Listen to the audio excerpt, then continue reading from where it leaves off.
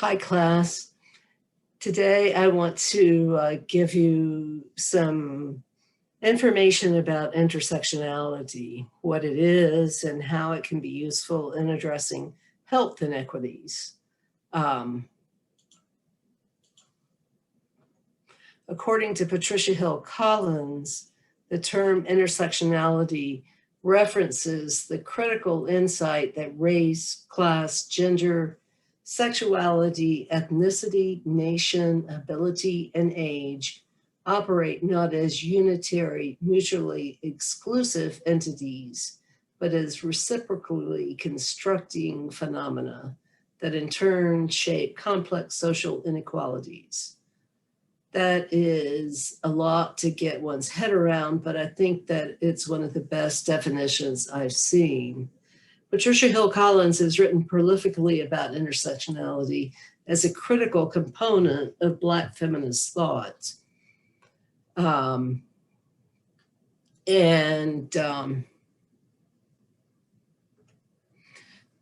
historical roots of intersectionality are go way back.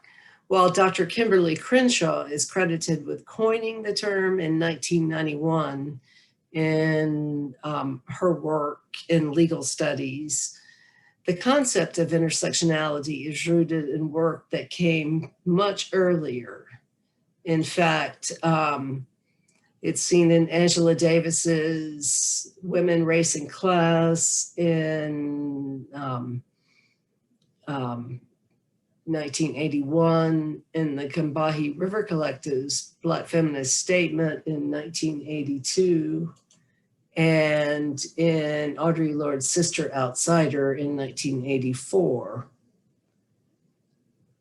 Dr. Kimberly Crenshaw wanted to come up with an everyday metaphor that people could use to say, quote, "It's well and good for me to understand the kind of discriminations that occur along this avenue, along this axis, but what happens when it flows into another avenue or axis?"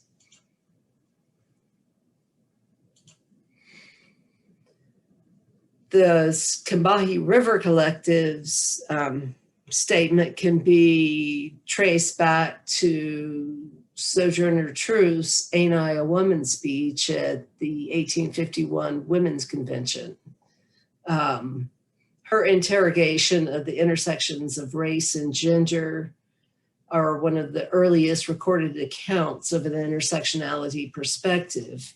In this speech, Truth challenged the notion that gender and race are mutually exclusive, saying, "That man over there says that women need to be helped into carriages and lifted over ditches and to have the best place everywhere. Nobody ever helps me into carriages or over mud puddles or gives me any best place. And ain't I a woman?"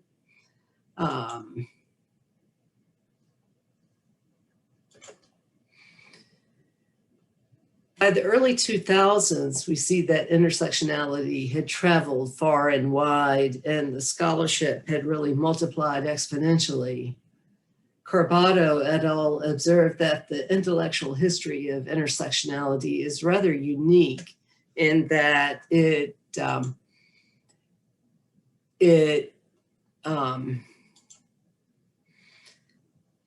is so interdisciplinary. Its appeal and global reach are really very broad. It's critical to critical race theory, to Black feminist theory, as well as critical feminist theory. And it's utilized in numerous disciplines, such as African American studies, women's and gender studies, sociology, nursing, psychology, and public health. The health sciences, sociology, nursing, psychology, and public health are rather new to intersectionality and are really still struggling with how to utilize it, as we'll see.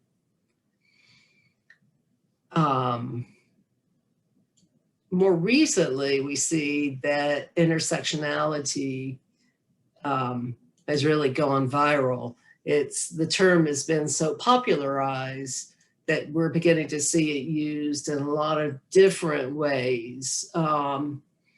In this article that I've linked here, it's really quite interesting.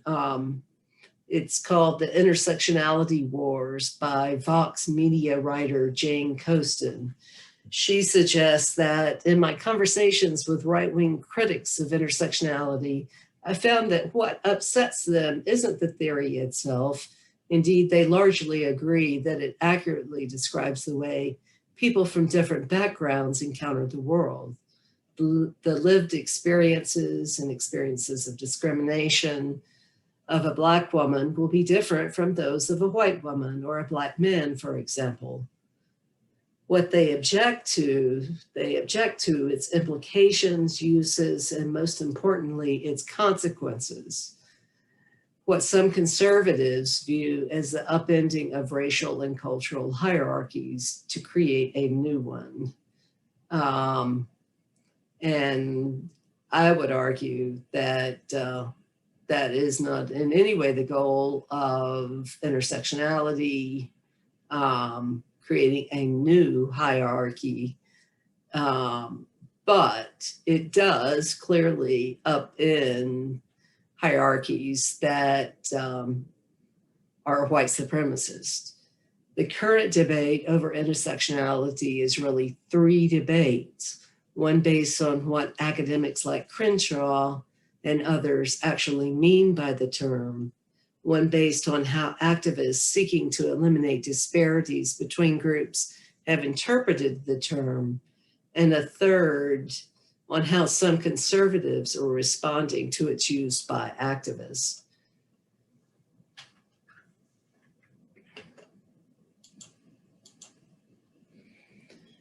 In Collins' 2013 article,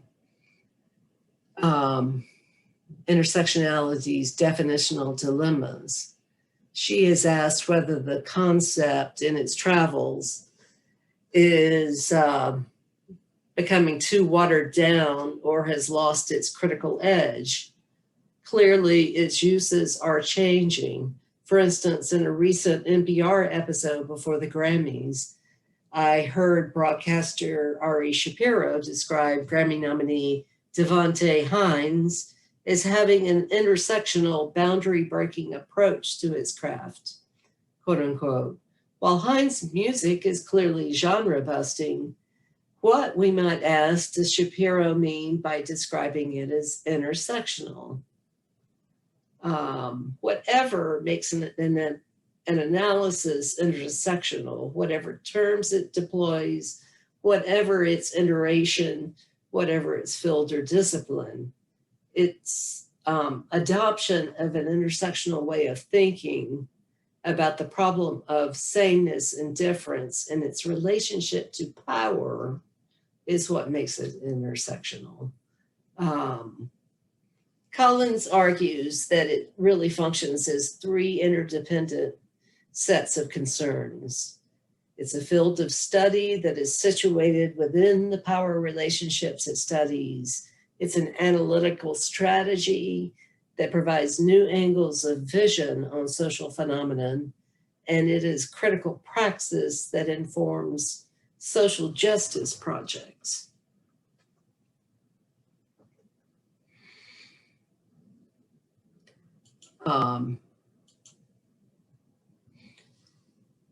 Dr. Celestine Watkins Hayes, a renowned sociologist who's done a lot of work on HIV that is written with an intersectional analytic lens, argues that HIV/AIDS is not only a medical epidemic, but also a social and cultural Rorschach test that pushes our views about difference and complex inequalities to center stage. She reviews the contributions it's made to the sociology of HIV, demonstrating its usefulness, whether we define it as a conceptual framework, a field of study, or critical praxis for social justice. She argues that you can't grasp the complex dynamics at play in the HIV epidemic without using an intersectional framework.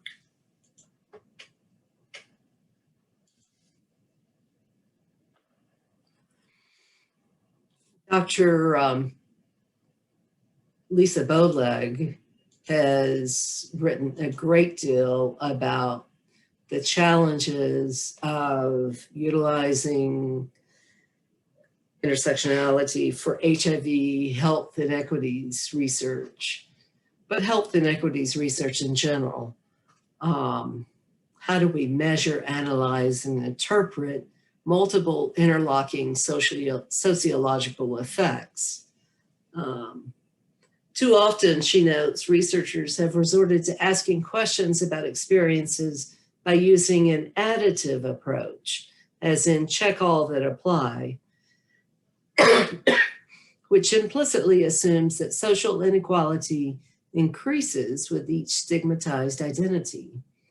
Better questions, she says, would simply ask research participants to tell about their experiences without asking them to parse out how their race or gender or class, for instance, individually shape their lived experiences.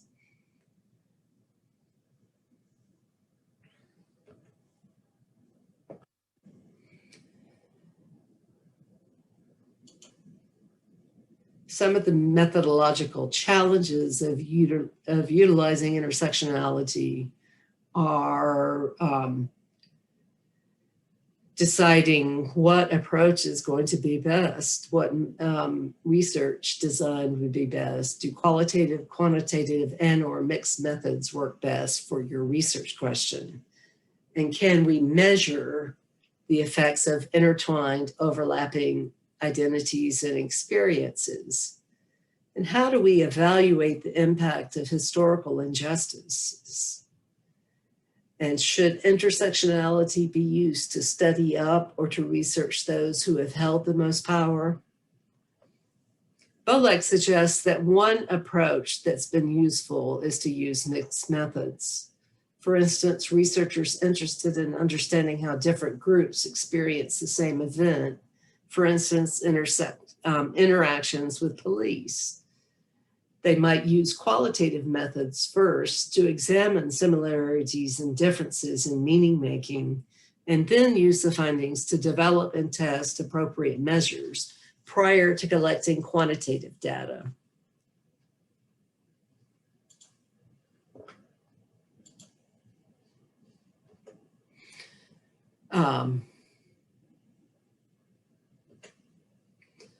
And in conclusion, I just leave you with some questions to ask yourself. Is intersectionality, whether you're thinking of it as a field of study, a theoretical lens, or as social praxis, relevant to your research? How is intersectionality similar and different from the socio-ecological theoretical framework? And what questions do you have about the methodological challenges of using intersectionality? Have you witnessed or experienced its definitional dilemmas? I'm going to share with you a annotated bibliography that I put together that includes the references here, as well as quite a few other key works in intersectionality studies. And I hope that you found this useful. And I would be happy to discuss any questions you might have about it. Thank you so much.